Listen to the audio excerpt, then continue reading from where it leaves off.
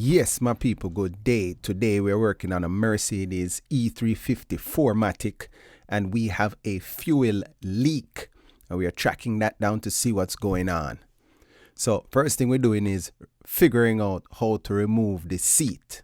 And then the next thing is this tan interior is not my most favorite interior to be working with when doing this mechanic stuff. You know, you're just hypersensitive on any kind of smudges or soils or anything. But I figured out how to get the seat. Mercedes put that little red tab in there. I think you push it in.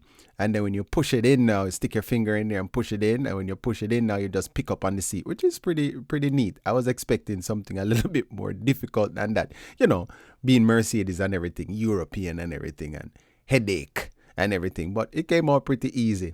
Then under that now, there is this, it looks like a sound barrier type material. So you just move that back. And that cover that you see me exposing there, that is where the fuel pump resides. Now, there's a sending unit on both sides, one on the driver's side and one on the passenger side. The main fuel pump is on this side, the driver's side. So sometimes I choose the wrong side and I have to switch and go to the next side. But I did my research this time and it is on the driver's side. So there we go. And look, you see, that's why we're smelling fuel. That's why we're seeing fuel stains on the bottom of the fuel tank. So that's not good. And then also that rubber hose there, the fuel supply line, that it's sweating. So it seems like it's porous or something. So that's leaking, but I don't think that's leaking enough to puddle me up that much. Like what you see there. Something not right. I was thinking that it was the gasket, like she filled it up all the way.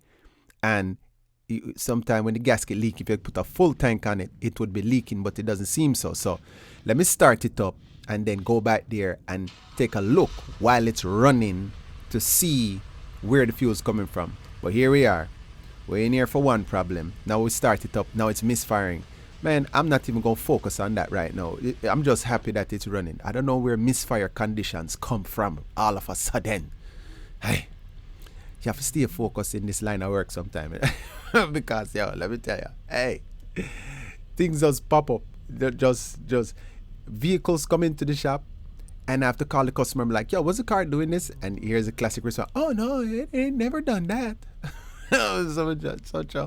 Hey, so here we go. So I get me a little rag and I'm just drying that stuff out because I see fuel on the other side of that. You see puddled up that I was touching, but then it's also moist on this side. I hope there's no hole in the fuel tank, but stay focused. Let me do one step at a time. So the first step is let me dry out this fuel from the top of the sending unit and then see what's going on. At the fuel pump, man. The fuel coming out of the housing.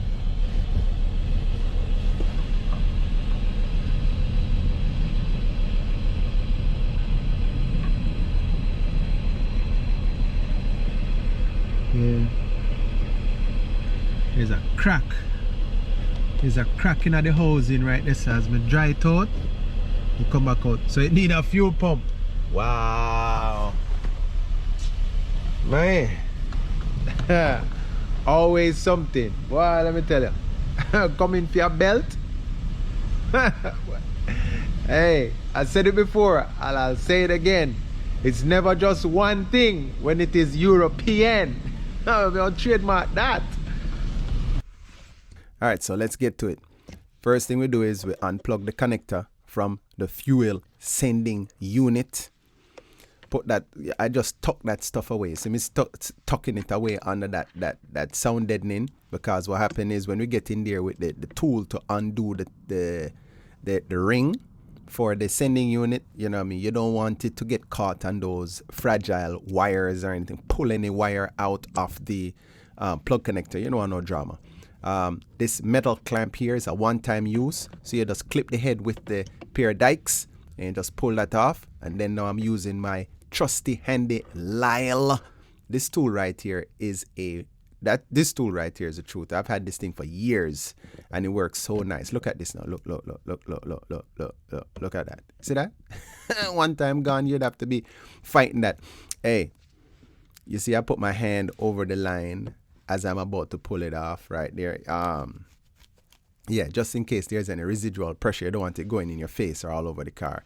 So there's another way of relieving the pressure as well. I'll do another video on that. So just take it with a grain of salt. Yes, so this tool here is a sending unit lock ring removal tool. It's universal. I have not been able to find a suitable universal tool for this job as yet.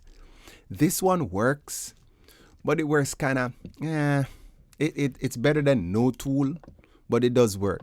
If you notice how clunky it is, and I'm not going to talk too bad about it, because what happened is it has helped me out a few times when I was in a bind.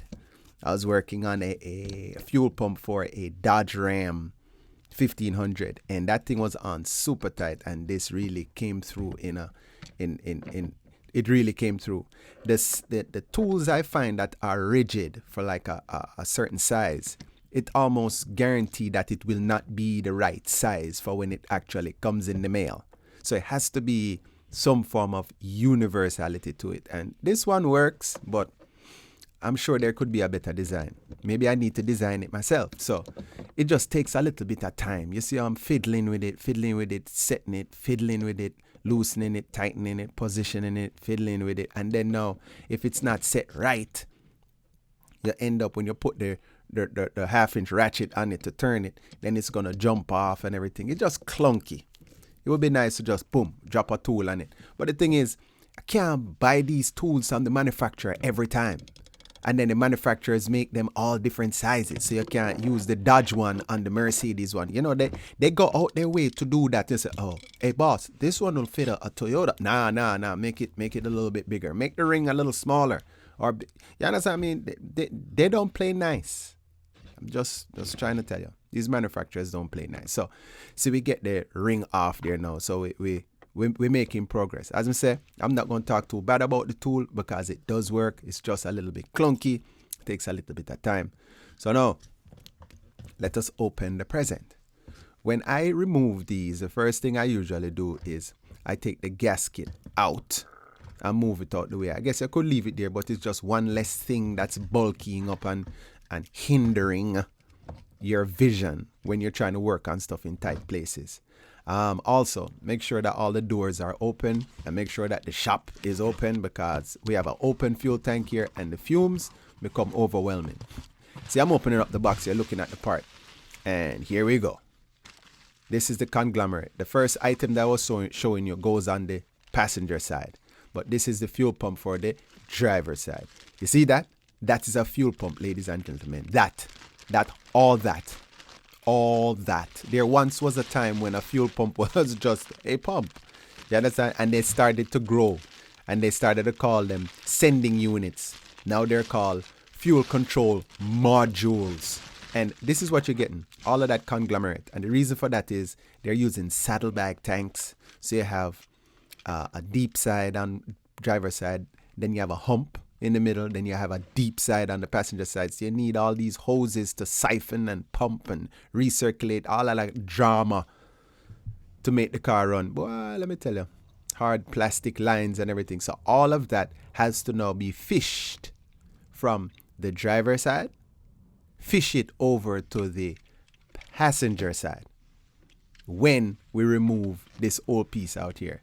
Let me show you a few tricks that I use when doing this. So therefore, you know what I mean, we try to minimize and reduce the amount of drama. Now, when you're pulling these fuel pump sending units out, they don't give you a ton of room. That's the most you're getting right there. Just be happy with it. And it's rigid, kinda.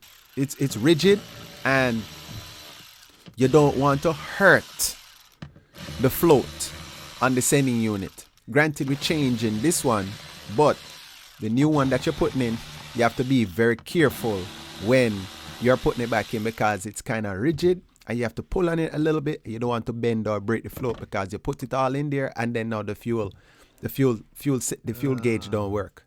So now, the new part that we bought that goes on the passenger side, as I opened that, I realized that they sent me the wrong part.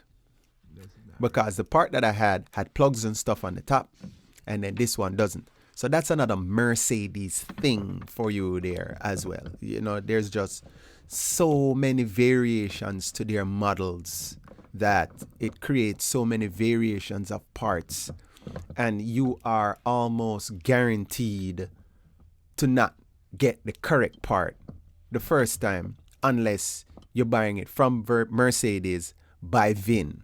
So you just have to keep an open mind when you're working on these things aftermarket, trying to make a living. It just happens. It looks like the right part online. The picture looks like the right part online, but lo and behold, when it show up, it look like the right part, but it's 2 millimeters too big, or it's 2 millimeters too small, or it has one tab here at 3 o'clock when it should have the tab at 9 o'clock. You understand? Stupid stuff like that happens all the time, and it just extends the length of time the car stays in the shop before you can complete it. So now, here we are again doing the dance. We just did the locking ring on the driver's side. Now we're doing the locking ring on the passenger side. Because remember, all those hoses and lines on the fuel pump on the driver's side has to be fished across and come up and to be connected to this part on the passenger side. So here we are now. So I'm fighting with the thing here. So on the driver's side, it wasn't too bad. Now on the passenger side, you see, giving me a warm time. So I break out my Harbor Freight. Some people are triggered by my Harbor Freight. Hey, let me tell you, it works. Is it? See it working there. Nice. I got me, I think it's 88 teeth. Boy, let me tell you. Don't worry about it. Good to go. But you see, we're cooking with grease. And then check this one out now. This one tight all the way off. You know, some of them, as you crack it loose, you can't get it off. But this one here, anyway, we thank God so we get it off. So, yeah. All right, so you pop this one up now. Remember now, this thing full of fuel. Is it that? Full. The only time people come have fuel problems, they fill it up. Okay, they fill it up before they bring it in. You understand? Yo, it never fails. If it was just like a regular repair, you know what I mean? You need to go test drive. You look, the gas light is on. They drop the car off empty. But when you need to work on the fuel tank or sending unit or something like that now, they fill it up for you. So now we're just bathing in gas. All right, ladies and gentlemen, if you're coming into the field and you want to work on cars and you're going to be doing some fuel stuff, this is par for the course right here. If you're doing fuel sending unit, a full tank of fuel, you need a good pair of rubber gloves. These ones you see me working with here. I will drop the link. I will drop a link for this particular brand. It does not get deteriorated by the fuel. See me comparing these lines before I pull anything out or I start cutting anything out on this side. I'm just making sure that the connections look correct. I was just looking to see right there if I need to cut that metal tab or if it is a quick disconnect, and it is a quick disconnect. So I'm going to proceed to undo it. Now, again, these lines are rigid. You don't have much room, and you see you're just working through this little window of an opening here. So you have to have, good finger strength. And when working on an open fuel system like this, you'll notice I am using LED lighting, not using a regular incandescent bulb or fluorescent bulb or anything like that. This is all LED lighting. And then also, you won't see me here with any of my impact tools now, since that the tank is open. Not going to do nothing like that. Even though it's brush less, I don't want to find out how less of a brush it is before it goes kaboom. You understand? Let somebody else research that. Yeah. All right. So we unplug the first line off the top, right? So I use my screwdriver and I push the little tab in. Fortunately, it worked kind of decent. Hey, hats off to Mercedes or the vendor that made these clips here. It came off. Next now, I have what? 1, 2, 3. I have two more hoses and an electrical connector to undo. So I just did the other one right there. Now I'm pushed off, and then now it's almost time. I got the electrical connector left, and then I have the other hose to do.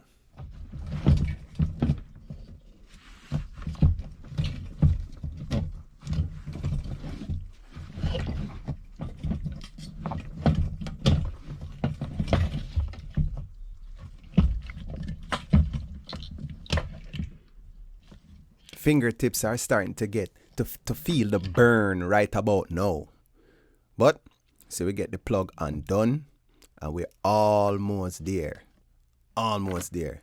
So here again, I'm treading, and I'm treading lightly. I'm just comparing everything. Yo, it's like once bitten, twice shy. Because even though everything look right so far, there's always a surprise on something. So now, this is how the story goes now. You see this line here? This line, this wire that I am using is what I connect all these hoses to. These hoses that you see here are coming from the fuel sending unit on the driver's side. This is what's already in the car. So it's from the driver's side, the fuel pump from the driver's side. I am on the passenger side of the car right now, right? So I unplug all the lines. You see in the left of the screen, you see the new line sitting up on top there. That is what I'm hooking to right now with this, no, not safety wire, but binding wire, right? Rebar wire, some people call it like that. So I just put a hook on it, and then I am zip tying the whole assembly together with the binding wire, right? And the reason for that is when I remove the fuel pump assembly, when I go around to the driver's side, I remove the fuel pump assembly, you're pulling through all this plumbing. And you see it's 1, 2, 3, 4 different pieces of hoses, 3 different pieces of hoses and a wiring harness that you need to get over there. That stuff is not going to stay rigid for you to fish it through. And then some are going to go left, some going to go right, and that wiring harness is not going to go. So before you just pull it all the way out, think about how you're going to install it back in. You understand? So it's very important. So this way now, when I pull it through, I'm also pulling through this binding wire going over to the next side. So therefore, when I do that, see I'm pulling it through right here, and it's still hooked up. See that? Nice. Yeah, it's nice when a plan comes together. See, there we go. Yeah, and make sure that you use long enough wire so you don't just pull it all the way through and out through to the next side. You defeat the whole purpose. You understand? So, hey, full disclosure, it has happened to me before. So now, since the wire is through there, I'm going to repeat the same process and just hook the wire up on the new pump on the driver's side. So I put the little hook on it right there, so it don't pull out, shouldn't pull out. And then you'll zip tie everything back up again, nice and tight. Make sure that you do it nice and tight. You don't want the plan to work 50% of the way. You want the plan to execute and go 100% of the way. Again, the reason I do this is because you're not going to be able to get your whole arm in through there. And then remember, this thing is full to the brim of fuel. So I really don't fancy submerging my whole arm and elbow in the gasoline. You understand? That just not, it's not appealing to me. So when I do it this way, when I do it this way, it work out nice. So I just put like an extra, even though I have the zip ties on there, I put like a little extra loop on there. Just paranoid of it coming loose halfway in your breech bird. every little minute or second that you save in the job process adds up to time saving at the end of the job. You understand? This thing come loose and you have to be there now spending an extra 20 minutes trying to fish it through or trying to send something through to trying to hook it again. Man, you could have been done on to the next ticket. So take a little extra time to do these little extra steps and you'll be good to go. All right, so we're ready now. Some kind of pre-positioning. Can you imagine you trying to fish this through to the other side without any kind of guidance or anything? Man, remember, it has to go down and up and over and then lined up with the next side. Chances are it's not going to just cooperate. But cooperating for me now. So I'm feeding it through the right hand and I'm pulling and guiding with the left hand.